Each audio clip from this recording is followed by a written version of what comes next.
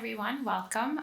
Thank you so much for being here. I'm Bella Naiman. I'm one of the co-founders of New York City Jewelry Week.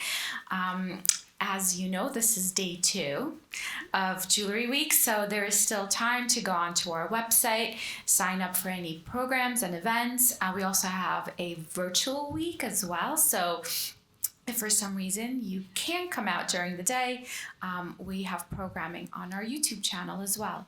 But I am so incredibly honored to be here at the Museum of Arts and Design. They are our our museum partner. Pratt is our educational partner, and also a huge thanks to our sponsors. We wouldn't be here without the support of our sponsors and also the community. But today, we are here for a panel called Female Forces. This is a program that is a New York City Jewelry Week classic. It is always one of my favorite programs to plan. And the reason is that, this is a field that was traditionally dominated by men, and it's now driven by visionary women who redefine it each and every day. This also resonates with New York City Jewelry Week because we are a female-led business ourselves. We are incredibly honored to have Jill Newman on stage today, who is a female force herself. And Jill will be leading the conversation. Jill will introduce the designers, whom, I met for the first, well, that's not true. I did not meet all of you for the first time today. Some of you I've met in the past, but we've done several talks leading up to it. And when you all walked into the room, I felt like I've known you forever. I'm incredibly grateful to each and every one of you for being here. And I will introduce Jill, and then Jill will introduce the designer. So a few words about the incredible Jill. She is an authority on jewelry, diamonds, and gemstones. As an editor and content strategist, Jill has written in-depth articles for numerous international media platforms. Jill is Town & Country's contributing editor on jewelry, and her work has recently appeared in Elle Decor, WSJ Magazine, The New York Times, Only Natural Diamonds, and The Robb Report, where she served as an executive editor for 15 years. And so with that, Jill. Thank you, Bella. Welcome, everybody. Thank you all for attending. It's so great to be here and be here in this space at the Museum of Art and Design. What a great place to be, and a place that really celebrates jewelry artistry. But I have to say, I'm really excited about our panel, and I don't want to waste any time. I want them to have the voices here. We are so lucky today to have people from London, from New York, from LA, and from Santa Fe. And what I think is so interesting about each of these designers is they all have such a unique perspective. They have such a rich story, each one of them, but I think it just goes to show you, thinking about female forces, of how different each person, thank you, and their perspective is, and their craft, and the way they approach it, and where they came from.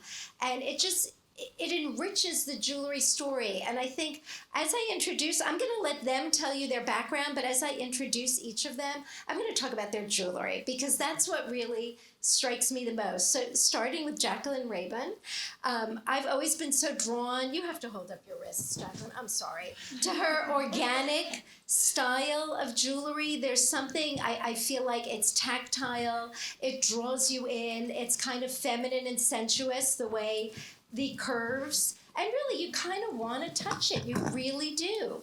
So I'm going to let you tell your background. Okay. Thank you everyone for coming, and thank you for having me. So I started designing jewelry 32 years ago in Los Angeles. I then moved to London, and that's really where I really discovered, let's say, my design language. And where my work really took off.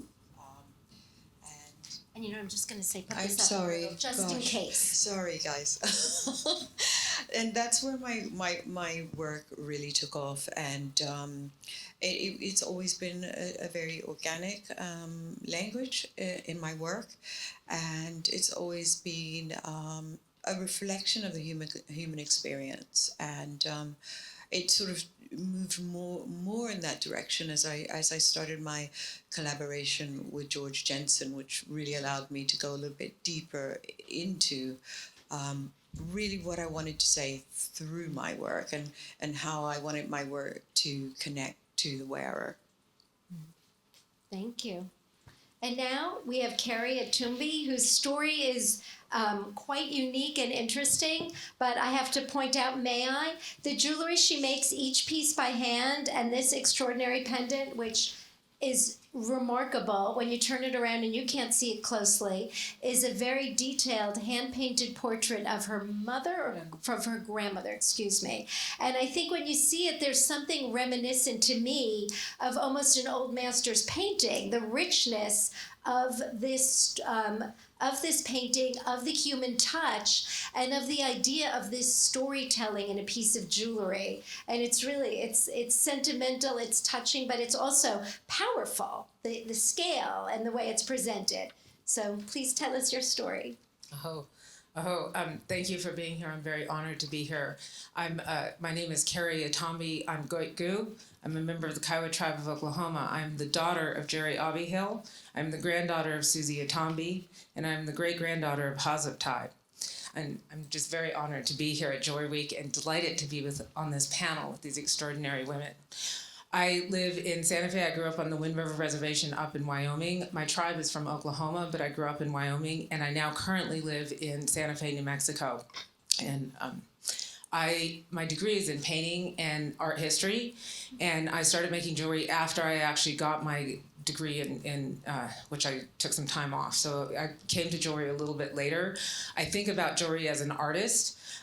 My brain works as an artist, and so the way I work is it's dictated by the narrative story that I want to tell, by the materials I specifically want to work with, and the way I was raised. As a Native person, the way Native people are raised, couture is just part of our lives. When we are born, we have handmade things that, from our shoes to our earrings. When I was born, my mom had my ears pierced before I left the hospital. And our adornment means something. All of it means something. The colors mean something, how it's made. And so I'm an auntie of the world. I make a lot of things for my nieces and nephews. And when I'm making it, I'm not just, oh, this is going to be fun, she'll like it, it's pink. I'm thinking about the colors that go into it. I'm putting prayers into it, and I'm putting intention into that. And that's the way all of our babies are raised. That's the way I was raised, and I had assumed that that's the way everyone in the world understood the world until I went to boarding school outside of Boston, and I realized, oh, it's very different out here. So, yeah, that's it. Wow, so the power of jewelry. I mean, here we all are, jewelry lovers. I've been writing about jewelry for over 30 years, and you can see the connectedness of people to their jewelry, whether it's the tactile quality, the heritage. And now we're on to Nina Runsdorf, who a fellow New Yorker who I've known since she started in the industry. And I think of your style as kind of so sophisticated and chic. And I think what Nina's really managed to do is create this signature look. And when I think of you, I think of the flip ring, which is something so simple. Can you hold up your finger? And yet, it's like instantly Nina Runsdorf. You look at that piece, it's a stone that just flips over, and the simplicity of a classic design that suddenly has mobility and has a different life. And I think that you've managed to do that well with your jewelry, which at first glance can appear simple, the bezel set pieces, but yet there is a nuance and a versatility to it that I think is very contemporary.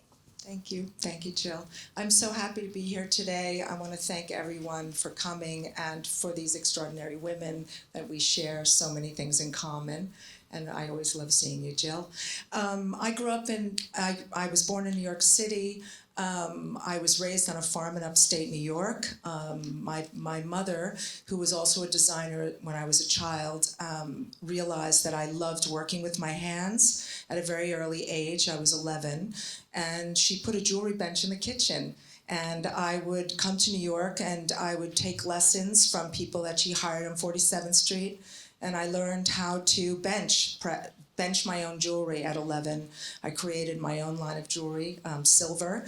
And then I came back to New York, and I went into the fashion world because I always think that jewelry is the canvas for jewelry is the accessory. The canvas is always the plain dress, and then the jewelry accessorizes the bag, the shoe. So I'm an accessories nut, and I went into fashion for a number of years, 20 years, and then I went back full circle into the jewelry business. In 2005, I created my own brand, and as Jill mentioned, the flip ring is my iconic design, and that's really the launch of my career and my jewelry business.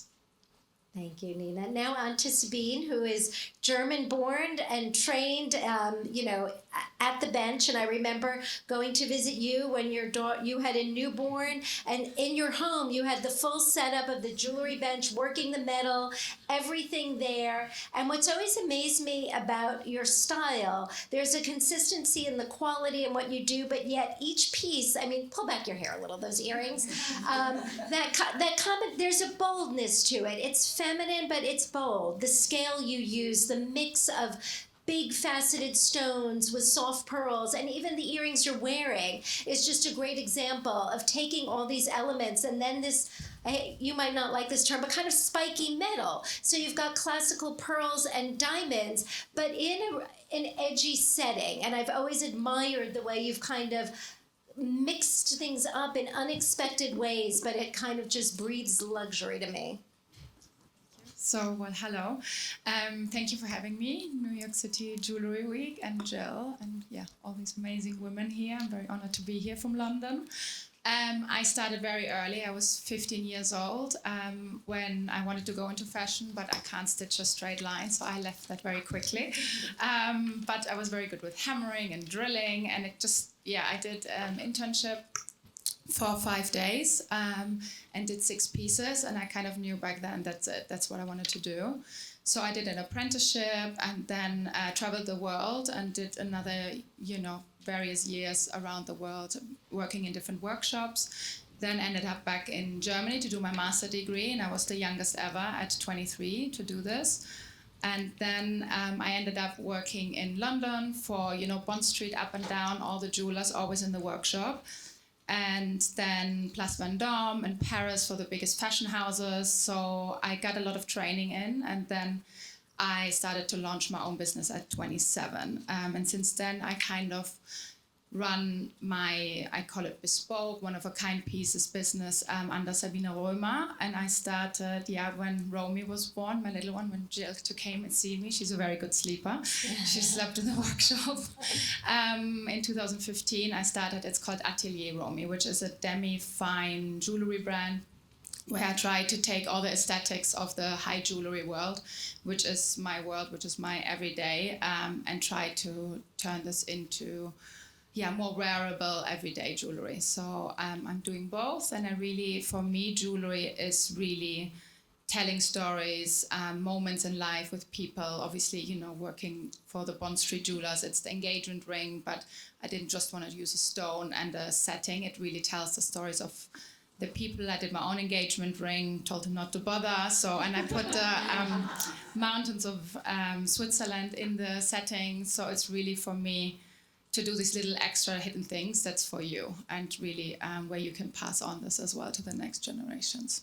Thank you, Sabine. So you can see all 4 style and origins are so different, but the theme this week for New York Jewelry Week is connectedness, and I think it's very clear the connection that they're also deeply connected into what they do, and we really are going to talk a little bit about today that connectedness of their origin and how they imbue that in their jewelry. And I think therein goes again for jewelry lovers, you look at a piece and there's so much more that connects you to it, whether it's the craftsmanship, the story, there's like a soul for all 4 of you to the pieces you make. And I think there's a lot of great jewelry out there, but there's a lot of sameness that we all see when you walk in a store. So to be able to see a piece from one of them and know how much goes into it and what it's imbued with, not just in terms of craft, but philosophically, really adds to a piece of jewelry, the meaning and the specialness to it.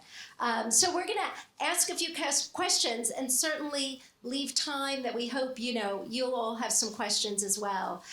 So keep that in mind if you have anything on the top of your head. But starting with Jacqueline. So tell me now, Jacqueline has a fan club of a lot of young designers that admire what she's done. And 30 years ago, when you started doing this very sculptural form, I'm sure that was quite pioneering at the time. Did you do it with gold in the beginning, or was it With bronze? silver. With silver. Only, yes. And was that largely because of cost or because of the weight? It was because I was attracted to it as a material for my work. And obviously it is more cost effective to work with silver, and I think that it allows more people to work with, buy your work. Yeah. It's more accessible. But it was something that I was naturally drawn to. And when you were designing, and even looking back 30 years, like what would you tell your younger self? Because today, Wow. your look is very in demand, that kind of organic sculptural. I feel like a lot of people gravitate towards that. It's very soothing, when you have something tactile. So at the time, it had to have been pioneering. It was, and if I had to speak to my younger self today, I think it would just, patience and perseverance would be the message, because I think that it takes time, and sometimes you design something and it might be a little bit ahead of its time, and it might take 5 years for people to connect with it. And if you're collaborating with a company like I do with George Jensen, for example, one collection that I presented to them in 2002, they launched in 2017. So What was that? What took them so long? What was it? Well, I don't know. You'll have to ask them. But if it's when you're working with a company, then they just take longer to take decisions, because there's a lot of people that have to get involved in that decision making, even if you intuitively know it's the right thing to do. But yeah, I would say it's not a quick journey. That's for sure. Yeah. It takes time, and to make the pieces actually takes time. So, and for people to connect takes time. Tell us just briefly about the process of how you make these sculptural pieces. So it depends. If it's from my own brand, then it's a slightly different process. But if it's for George Jensen, which I do an awful lot of work for them, especially at the moment, it's a process of just I start with sketching, and the sketches arrive, and as the sketches are coming to life, then the story behind it starts to appear as well. It's a very organic process, I have to say, and it can happen at any time of the day or night, or when the idea it just comes? happens. Yes, absolutely. 4 a.m, whenever it comes.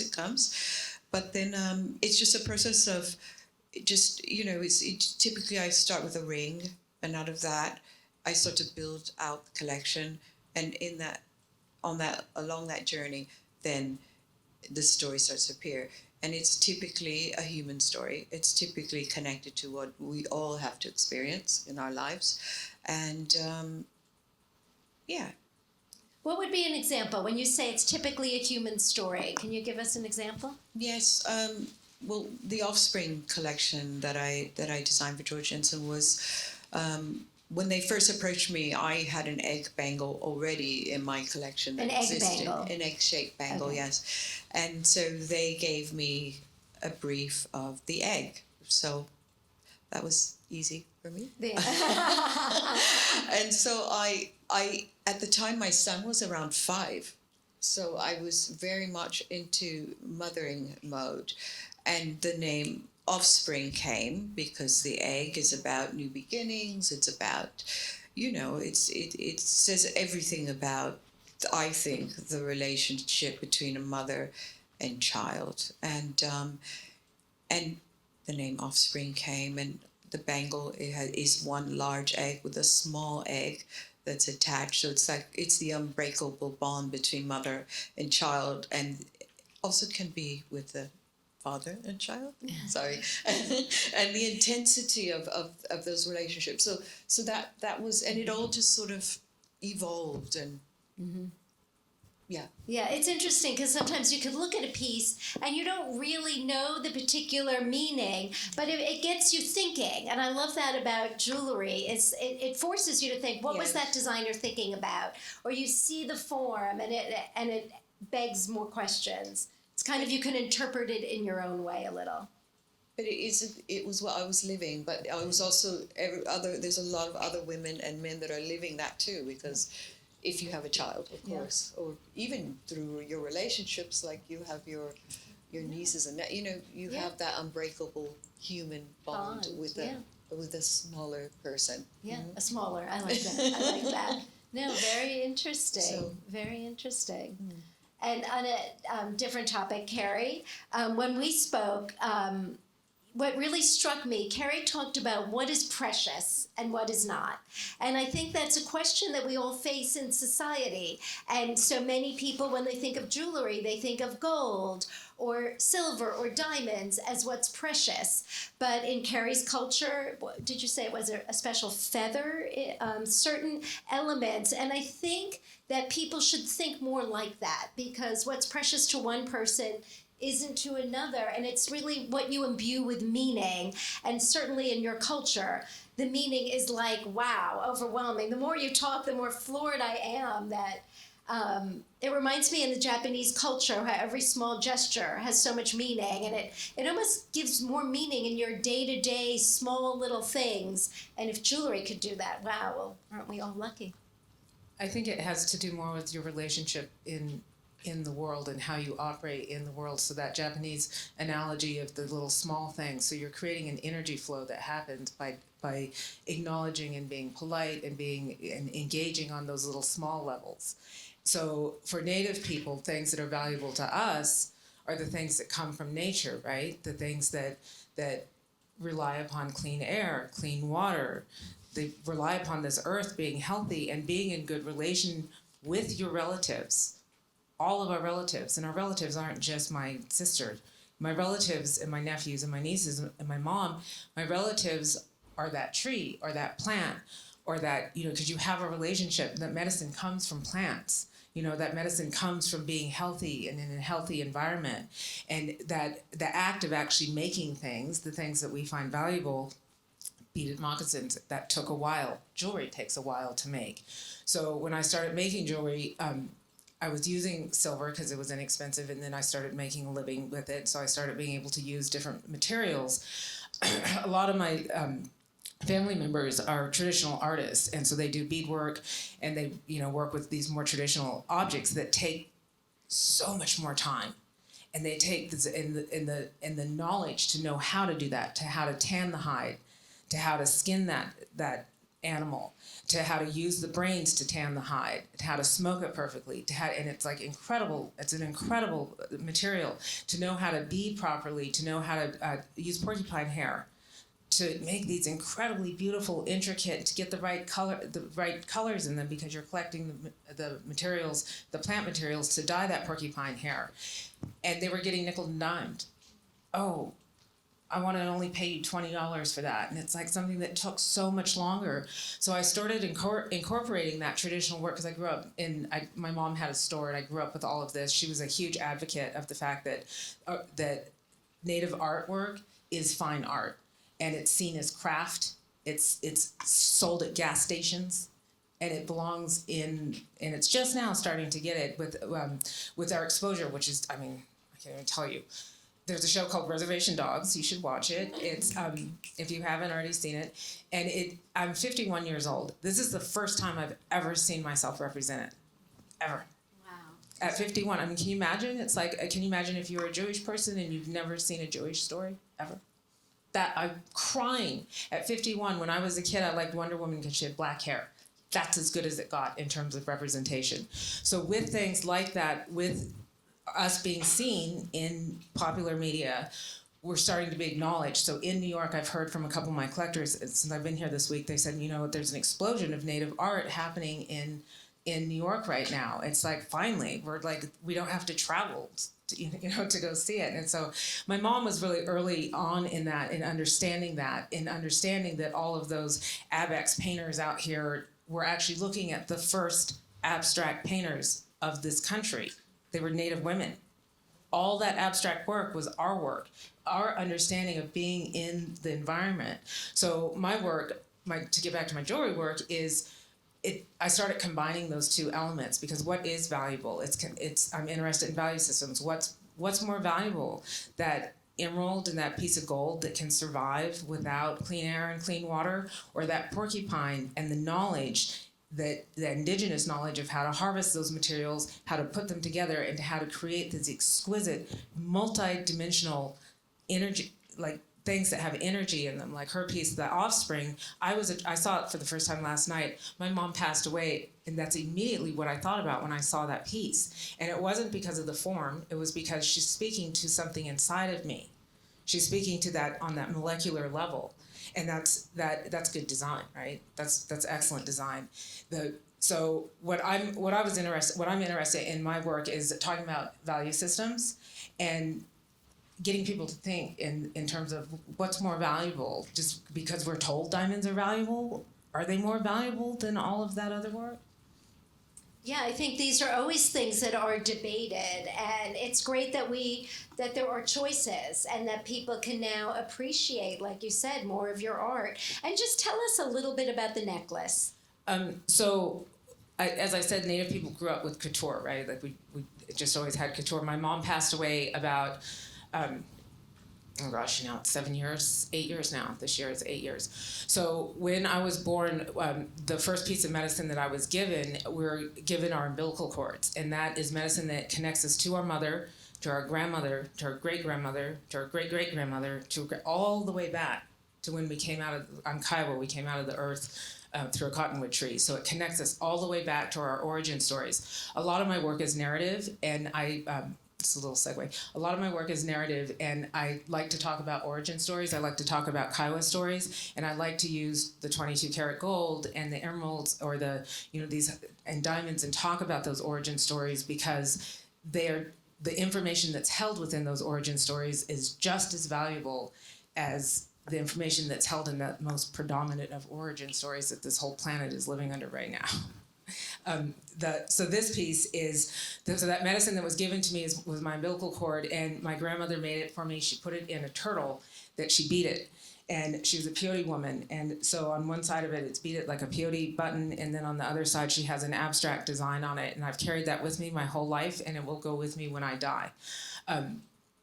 So when my mom died, I just went into grief. It was sudden, and I had to make a living, and I had to work, and it was like, be creative. And I was like, oh, how do I do this? So for about 1.5 years, she was a big jewelry collector. I just started recreating her personal pieces of jewelry, but with my style to them. And at the end of that year, it was about 18 months, I created this piece. And it wasn't, it's a play on my, that medicine that I got when I was a kid. And that's that peyote button on there. It's got red rubies on one side and blue sapphires on the other, which is very Kiowa. We have black and red dresses that we wear, and we have blue and red dresses that we wear, and they mean different things. So, and that red and that blue is kind of like in our spirituality, in our mythology, it's kind of like the yin yang. It's the good medicine, the bad medicine. It's the good, it's like the dualities. It also talks about one of our mythological beings who's like, I guess you could compare him to Buddha or Jesus. He's born of half of sky and half of earth. His mother was Kiowa and his father was the sun, and he becomes the half boys. So, and then, there's all these stories about that, and there's a tremendous amount of information in that. So that's that red and that blue.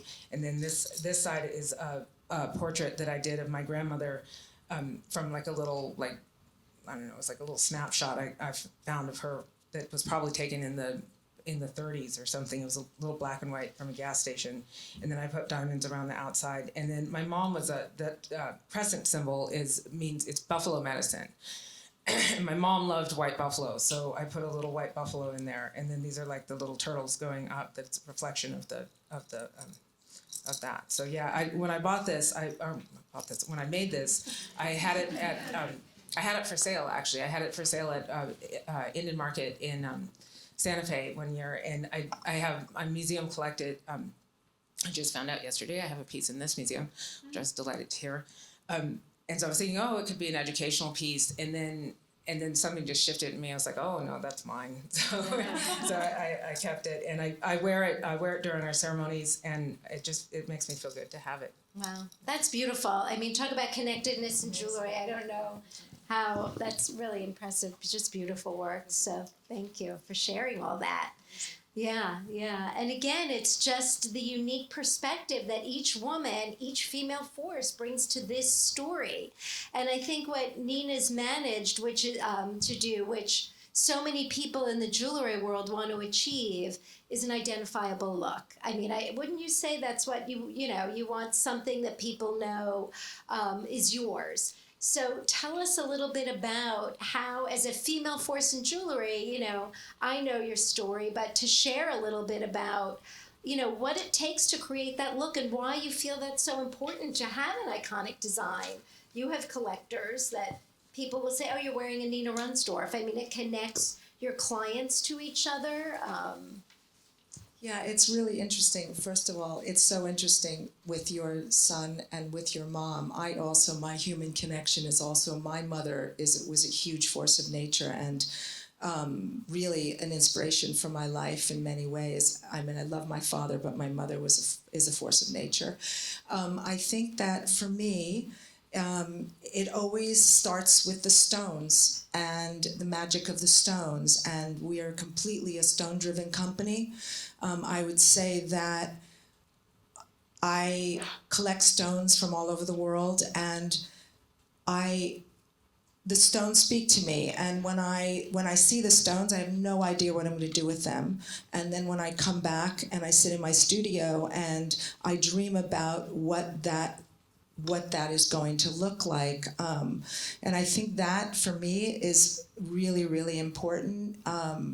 I also think that craftsmanship and to create things, I'm really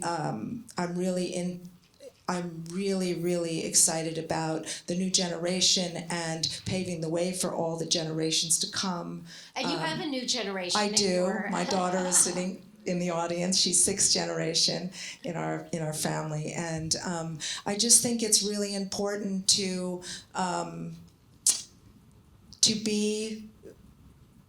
love what you do and to connect with all different people. What I did to, I guess, separate myself from others was about 6 years ago, I opened a private atelier on the Upper East Side, and my human connection is to speak to my clients directly.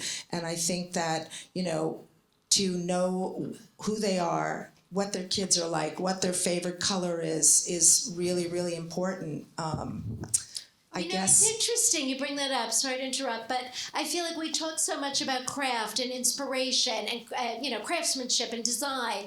But what really, at the end of the day, you could have the best product in the world, but if you're not reaching the right audience in the right way, it doesn't matter. Right, and I think there's so many jewelry brands out there. I think that you have to find a way to separate yourself and make yourself different than others. And for me, in 2005, when I launched my line, it did start with flip rings, and then I started with sliced diamonds, and I did things that nobody had ever seen before to make things that people were throwing away or thought was industrial quality diamonds into something that people wanted to walk into the room and say, wow, what is that? I've never seen that before, to now my new line, which is the first time I've ever done something, I would say, slightly more commercial than I've ever done before.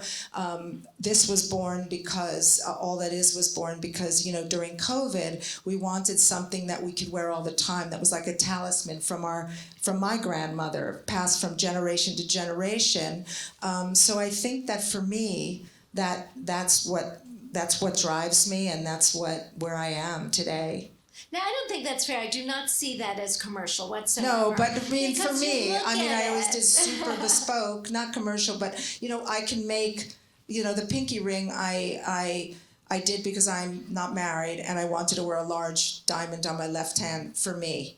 And so the pinky ring was born, and from the pinky ring became necklaces, earrings. And But they're bezel set, and they Yes, really I look like should. they could be vintage. They Yes, have a vintage they do. feeling, and Yes. yet they're contemporary. So something sort of simple that really is imbued with a lot of texture. yes, I think that the Old Mine Diamond collection that I used to do, that I still love, my Old Mine collection, I wanted to do something contemporary and timeless that would stand the test of time. And so I think that this collection is that collection. Yes, people see sliced diamonds and they see emeralds, which I love because Yeah. my mother and my grandmother had emeralds, and I grew up on a farm, and and nature is so important to me, and so I always have big emeralds in the collection. But this, to me, I just want to make sure that when my name is on the door, that it will be the test of time, that my pieces will go from generation to generation, and. Yeah. That's what's super important. Absolutely. And connecting with the client and having them up to the atelier, and just, the human connection is to me the most important connection now with what we see, what's going on Yeah. in the world. I feel like you're being a little modest because the atelier is on the Upper East Side in a brownstone, and it really feels like a living room. You feel when you walk in that you're getting to know Nina a little. It's, it's decorated with, personal things. Yes, and I it's think it like says a welcome to lot. my home. I did Yeah, take. and your aesthetic. Yes, And yes, I definitely. think it's I'm not sorry, I just didn't going into somebody's studio or salon to sell them jewelry. No, And I no, think creating that ambience also imbues more to your jewelry and says a lot about you and your aesthetic. Yes, and also I think that it's really important for me. I travel the world. I'm a big art collector. I'm a big furniture collector. I collect many, many things, and I think it's really important to get to know the person so that you really understand what's in their wardrobe, what do they love, what do they need, what's going to make them happy. And for me, what makes me happy is when, somebody puts on a pair of earrings and makes them feel happy. Yeah. And that makes me happy. Yeah. And so... Yeah. And I have to say, everyone brought up their mother. I know, And, it's so funny. And it made me think unconsciously. I lost my mother in September, and I'm thinking about what do I have on? Yeah. I'm wearing her pins, and my mother was not a big force. She was a very little lady and very quiet, but she was a jewelry lover and always wore like big silk flowers. So I'm wearing her pins, I'm wearing her engagement ring on a chain, and I'm wearing my grandmother's locket with pictures of my Amazing. grandparents. Unconsciously, Yes. you put these things on, and when you get dressed in the morning, I'm always trying to channel my mother or my grandmother. And Exactly. You think about it. So And this it's line is crazy. like my talisman for the future. Yeah. Yeah, you sparked the mother's story goes on and on. know. But again, Bella and JB tell me the theme is connectedness. What's not connectedness in jewelry? I want to say, Yeah. it's the perfect venue. So now, Sabine, so your story again is so different than the others. You were so formally trained at such a young age to go into, I imagine at that time, there were not a lot of men training in Germany. And for anyone who doesn't know, Pforzheim, Germany, where I visited, is the capital of jewelry making in Germany and really in Europe to a degree, or in Europe, not to a degree. But you were, in fact, the youngest to graduate from that school, right? Yeah, I was 23 with my master degree, and I did my apprenticeship, which is normally 3 to 4 years in Germany, which is a dual system, which means you're in a workshop and then you're going to school. And I have had 16 subjects, which is gemology, granulation, engraving, math, physics, so all those things. And I was like, I'm going to an artist school, and then like 16 subjects later. But it was very interesting to then normally you go 7 years and you work in the occupation. But I came back 2 years afterwards because I won a scholarship with my apprenticeship, and everyone's like, what are you doing back here? I was very young when I then had my master degree. Everyone was 40, I was 23. And after that I took over the workshop from my boss at the time, who educated me, which is close to Pforzheim, which is the famous and oldest school in the world. I just double checked the facts, but it's actually 8 years older than the United States. So It's very, very old school, and it's a watchmaker school as well. So we do watchmaking, goldsmithing, and silversmithing. So I can say, like, I guess sculptures is another passion of mine.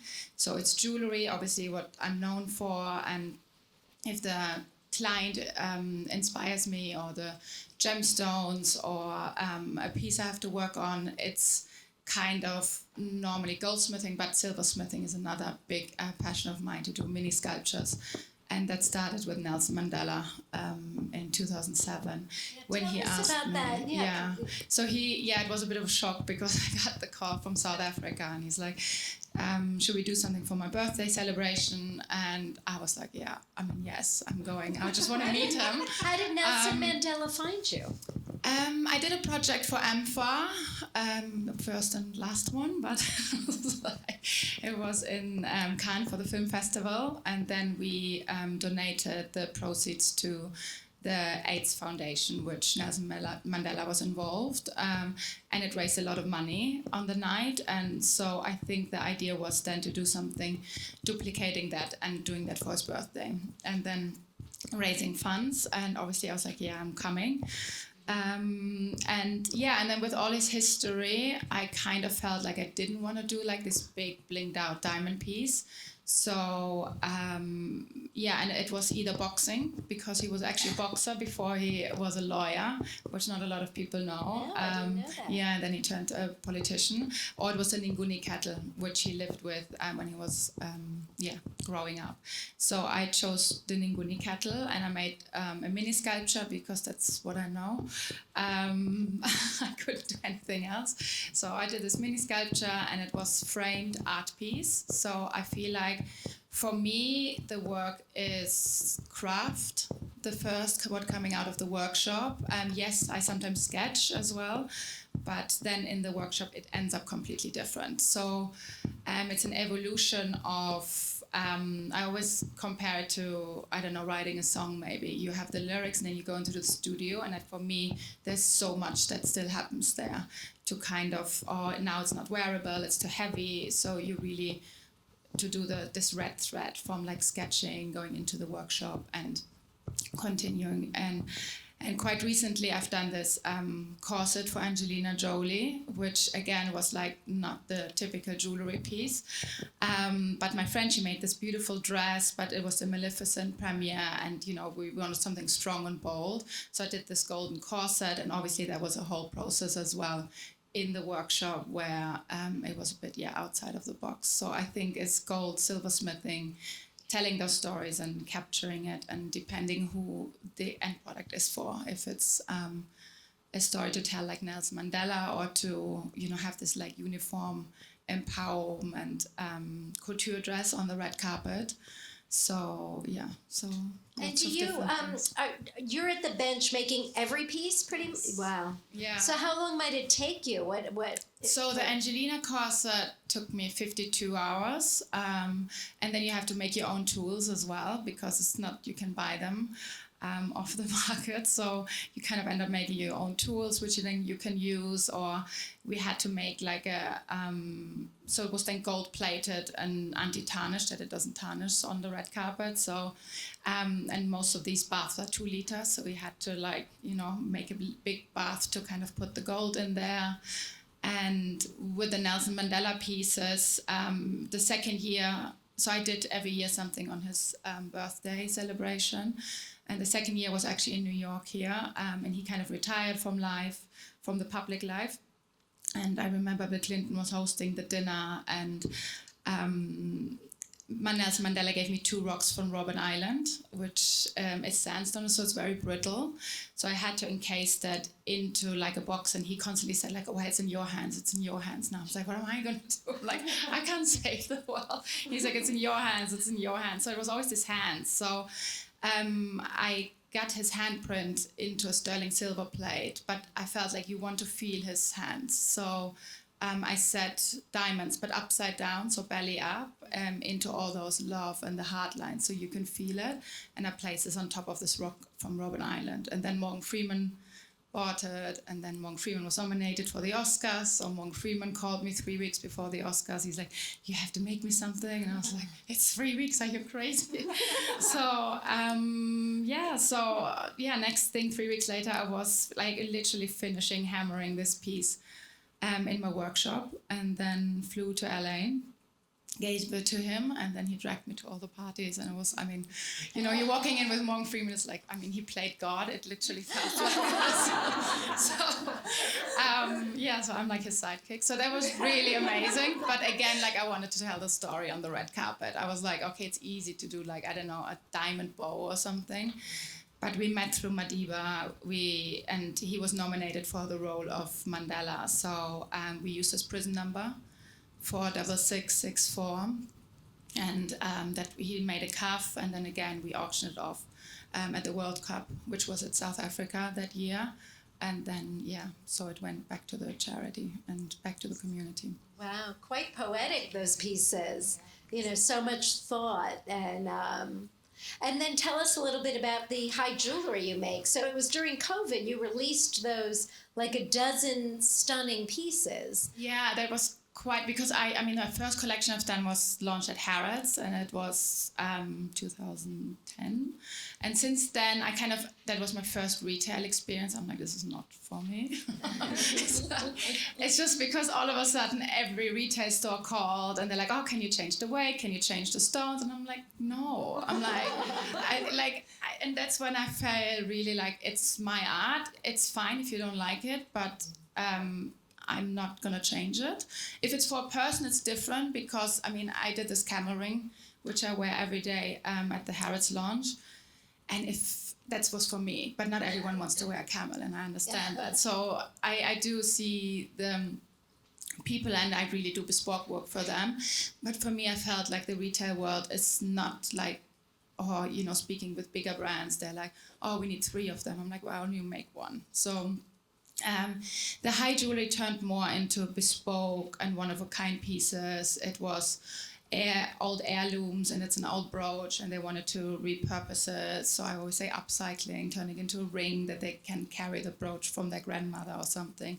So it was really what I learned in Germany, like this next door jeweler where you go to when you need to stuff fixed or ring sizing or change it or getting engaged, and kind of really capturing the person's story into those. The Superwoman ring I got this diamond in South Africa. It's like a very bad yellow diamond, but I really loved it. And it has the Superwoman shape. And it took me 2 years to kind of find the opponent to it. And I found it, and I was like, this is the perfect. So sometimes it's the stone, sometimes it's the person. So my high jewelry, sometimes it's a very expensive stone, but then it's not. So lockdown happened. I haven't done a collection for a long time. All the shops were closed, but manufacturers were allowed to stay open. So I was like so busy, because everyone was like, anniversaries were still going on and birthdays. And I had all these pieces I collected since I'm 15. So I looked at all those stones, and I made this mini collection of 8 jewelry pieces. They all look different. Jill, they do. They all look different, and I don't like to have a style. I'm like, make a camel and I make this. So, and it all comes from the same workshop. And I think this is my handwriting. Yeah. So you kind of still see it's all mine, even if the style is different. And I was like, what am I going to call this now? And I'm like, it's cornerstones. So for me, it was really in my life where I collected those pieces and why I bought them, or why did they spoke to me. Like there's one piece which I found in Niederoberstein, which is this gemstone capital in Germany, where a lot of amazing cutters are from. And it was landlocked, like there's no sea, but there's all these old million years old pieces there.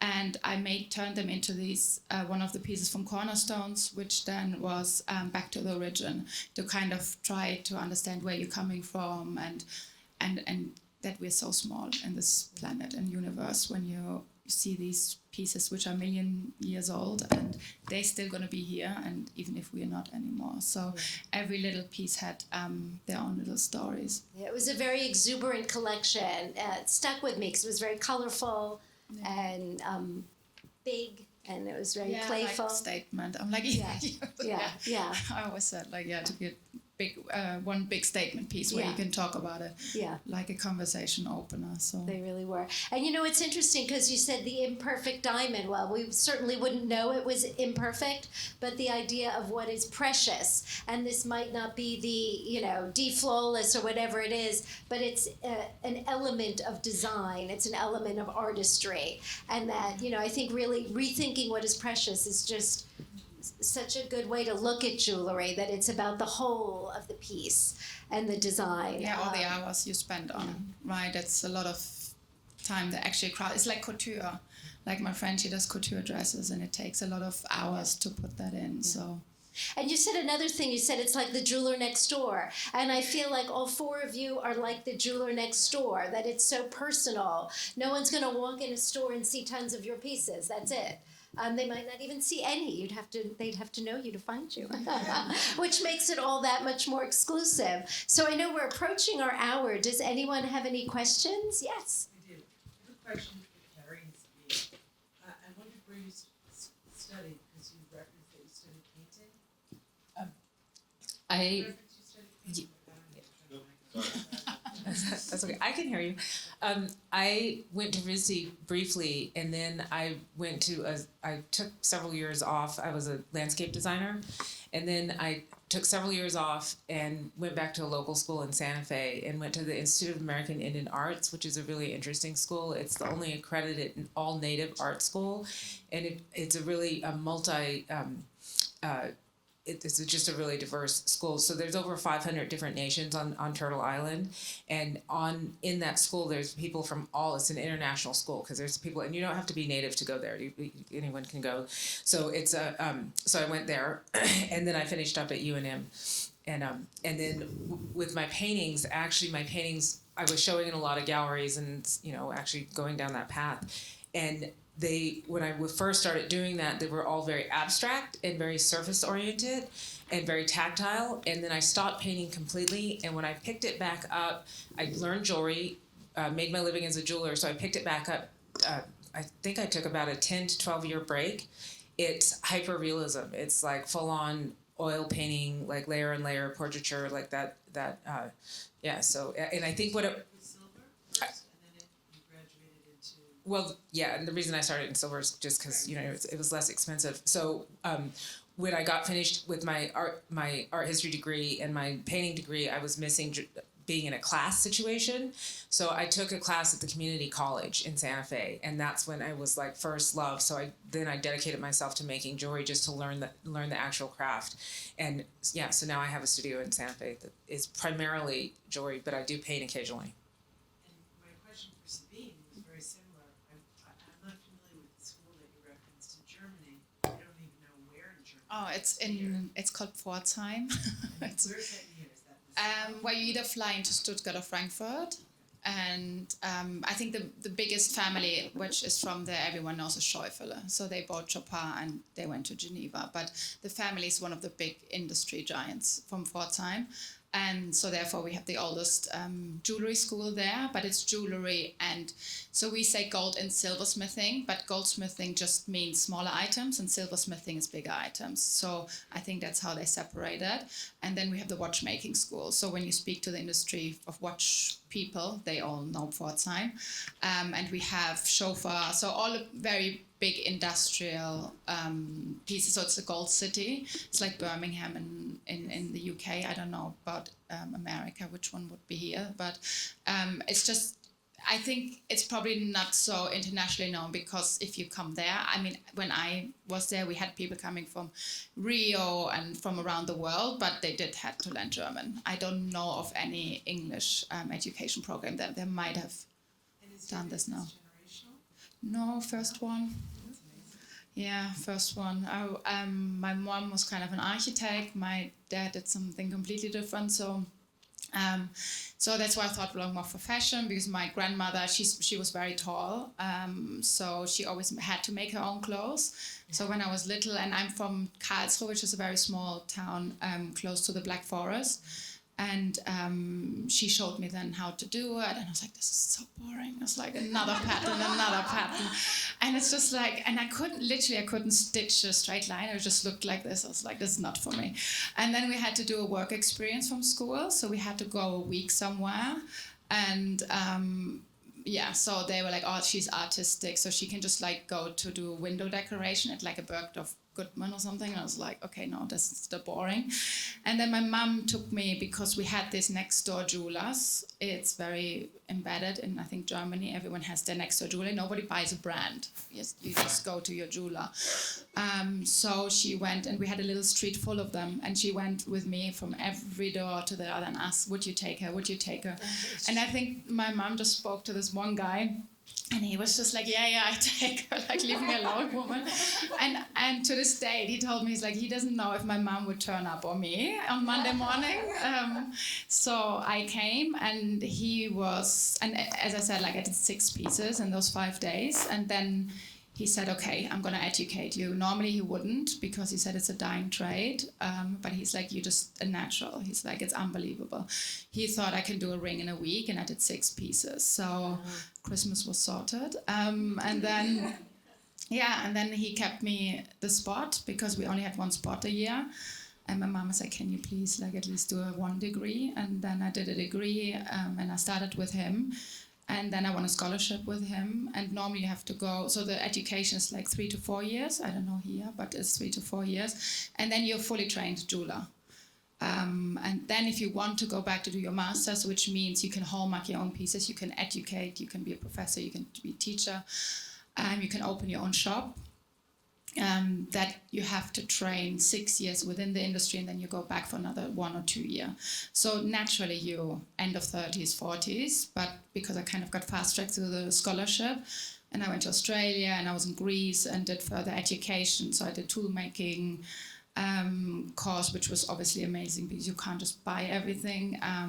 Sketching, designing, gemology in Ida Oberstein, and then I went back, and then everyone was surprised I was back so early. I was like, I'm here to do my master. So, yeah. That's great. Wow. Any other, yes? Thank you. This is a question for Jacqueline. I was wondering if you could describe the process of working with George Jensen. Like, how did they find you? Did you approach them, and what is that experience like? It was very, again, anything that's ever been right and good in my life has always been organic. So it literally happened the old school way. It wasn't about Instagram numbers. Thank God, because I wouldn't have gotten the job. But I had dinner with friends in Paris, and there was a friend of mine who's a photographer. He's Danish, and over the dinner, he asked me if I'd be interested in designing for George Jensen, and because he knew the owners at the time, and I was surprised, but then not so much in a way, because I've always loved George Jensen jewelry. I've always been a great admirer of Viviana Torun, and so it made sense, but obviously I was still so excited. So I gave him my mobile number, and that was in 2000, so no text message, right? Just normal phone calls. And they rang me the next day, the CEO, and we had a chat, and then came to see me the following day, and the day after I went to Copenhagen, and then the next day I started. So it was kind of, it was one of those lovely organic moments that happen probably more rarely in life. Oh, if you don't mind, just a follow-up. I'm always so curious. So when you said you went there, so like, are you sitting in their studio and you're just doing sketches, and then they come by and go, oh, I like that one? Or... No, not like that. So basically I went there to have a meeting, to meet the product development team, to meet, the marketing team, to go through the absolutely amazing archive that you've ever seen in the jewelry world, in just my opinion. So to explore the archive, and, their brief when they work with designers is they want sort of maybe it's slightly different now, 50% of you and then 50% of the George Jensen sort of heritage within the collections that you design. And so it's basically sitting down and talking about where the company's going, what they're looking for, but there's also the way I work is maybe slightly different because there's been a lot of success. So when you work for a company, they give you a little bit more freedom. I never sketch in front of them, ever. I present, I go home and I do the work, and then I come back and then I do the presentation. Thank you. Very inspiring. Oh, you're welcome. Any other, yes? Sabine, something that you said really resonated with me, which is that you don't like to have a style. And I think I'm relatively new to being a jewelry designer, and I find it that I'm very inspired by everything. Like in each of your talks, there's something else that's giving me ideas, but I'm wondering, do you have any advice, any of you guys, for someone who's starting out and who wants to try and focus her inspiration, or is that necessary? Should you design, in little collections, or is it good to just kind of take these ideas as they come? I mean, for me, I never really liked collections. I don't like matchy. I mean, if I do a camel ring, I don't want to wear camel earrings, so I think it's a bit too much. So, I don't know. My advice is, for me, it was as well a process in the workshop. I don't know if you're in the workshop, but I felt, and even now with big brands, I can tell you which workshop's doing which pieces. So, and then all of a sudden you don't know which person's behind it anymore. For me, that's the hard thing, to find the workshop. I tried, because when I got bigger and I was like, it just doesn't look like me. So, and I think that's the signature. It's the same with painting, right? You get someone to paint, or 3 people to paint a tree, it will always look different, but it's the same tree. So I think to find your style, you just have to go and just do your thing in the workshop, and it will evolve. Like, I've done the camera ring in 2010. This was a bit later. Now I did the cornerstones, and I don't actually like to replicate. I don't like to put being in a box, and I like to involve as well, like, I think, somebody asked me as well, one of the journalists is like, oh, what's your favorite piece? I'm like, it's the next one. So I think, and that's, I'm involving, and I think that you see that through my work as well. So, and for me, the medium is metal.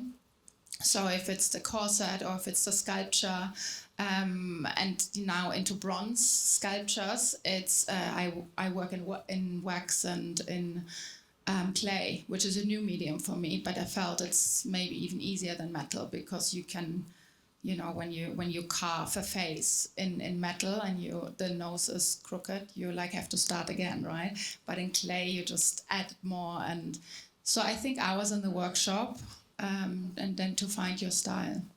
So you don't think that if you are someone who has a lot of different inspirations, you should just kind of roll with that and not worry about being within a box? You just kind of create. And I think it takes time, as you said as well. I think it takes time to, and it's okay if you change as well. I think it will take time to find your style. Yeah, I'd like to just add that when I started, it was all bespoke, nothing but bespoke, and then it depends on what you want your journey to be.